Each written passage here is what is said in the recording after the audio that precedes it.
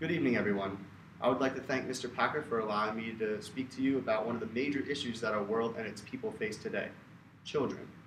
They plague relationships and are also physically and mentally harmful for mothers and fathers alike. I will discuss the negative physical and psychological health effects, as well as the exponentially growing problems of overpopulation and environmental problems that continue to worsen as a result of children. For the sake of mental sanity and the world, no one should have kids. Have you ever heard someone complain that their significant other isn't the same person they fell in love with? Chances are you have, or at least you've probably seen TV shows or movies that depict these decaying relationships that exist in real life. Couples who live with the stress of raising children often experience this growth apart, which leads to unhealthy fighting and even divorce. Marital therapist Mark Goulston says that children do cause divorce. When he asked couples how their relationship was before they had kids, most replied that they were happier. Goulston states that parents push through and turn the cracks in a marriage into gaps. Divorce rates continue to rise around the world, with Belarus topping the list at 68%, while the United States is at number 12 with 49%. I'm not saying that every divorce is caused because of children, but surely a significant portion of them has been directly or indirectly affected by the stresses of parenthood. Wouldn't it be better to lower the risk of divorce by not having children? The cost of divorced attorneys would gladly be saved, and relationships wouldn't suffer. Many would agree that one's life would be much more enjoyable without the obligation of taking care of a child or multiple children. There would be no more sleepless nights for attending to crying babies, no more limiting time with friends and loved ones to take the kids to Chuck E. Cheese, no more watching kids play baseball or basketball at an extremely amateurish level. The list goes on and on.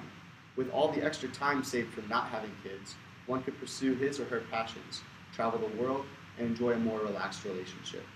In the workplace, one would be more efficient without the worries of picking kids up from school and taking care of them at home. This would allow for more money to be saved so that he or she has the means to enjoy all the advantages of a child-free lifestyle. What could you do with an extra $100,000 to $200,000 saved from not paying for college tuition? Children not only cause relationships and bank accounts to suffer, but also the bodies of fathers and especially mothers.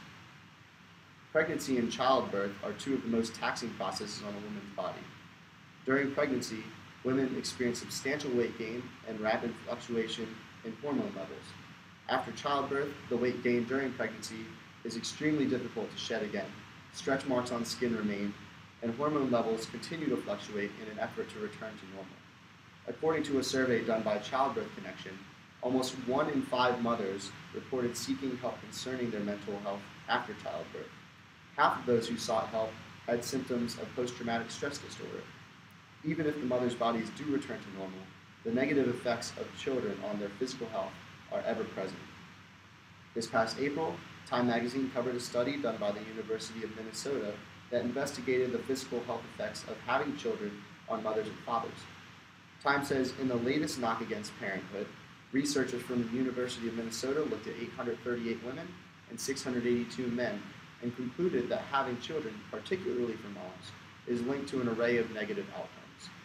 Mothers had a higher body mass index and didn't eat as healthily as childless women, chugging more sugary drinks and eating more total calories and saturated fats. Another study published in the journal Pediatrics showed that differences are significant and add up over time to make mothers much more unhealthy than non-mothers. Mothers ate an average of 2,360 calories, while non-mothers ate 1,992. Both moms and dads exercise much less than non-parents with a mere 4.5 hours per week as opposed to the average of 6 hours. Not only is having kids bad for your body, it negatively affects your mind as well. The Telegraph, a news source of the United Kingdom, covered a study on the correlation between mental health and parenthood. It states, if you thought that the joys of watching your young ones grow up was one of life's simple pleasures, think again. Parenthood is actually bad for mental health, according to the latest research. This study that surveyed over 13,000 people was published in the Journal of Health and Social Behavior. The survey asked people about how often they felt lonely, depressed, or fearful, and found that parents experienced significantly higher levels of depression than non-parents. Professor Robin Simon from Florida State University, the author of this study, stated that the results disproved the notion that having children enhanced emotional well-being. She also said that parenthood brings rewards. that the worries associated with being entirely responsible for another human being's life appears to outweigh the benefits and do not seem to lessen as children grow older. The study found that certain types of parenthood caused a greater degree of depression than others. Parents who suffered the most depression were those who didn't have custody of their children, which is a continuation of the vicious cycle starting with fighting and then divorce that I discussed earlier. But every type of parent experienced more depression than non-parents without fail. So not only do children bring stress and depression to parents, but they also add to the growing problem of overpopulation that continues to stress and exhaust our world. This Halloween brought the birth of the 7 billionth person on Earth. Time magazine reported several staggering figures on population growth and the toll that it has already begun to take on our environment. The UN estimates that the world's population will reach 9.3 billion by 2050. Think about what cities will be like and what rural areas will become. The world will eventually be one big overcrowded city. Most, if not all, nature will have been wiped out from logging and land development, and natural resources will be by far more endangered than they are already. Rapid climate changes due to deforestation and global warming are causing extreme weather conditions that affect millions. Massive hurricanes have wiped out entire cities, and presently monsoon rains are causing detrimental floods in Thailand. There are countless other examples of the worsening weather, and it will become harsher as time goes on as humanity continues to grow and pollute the world.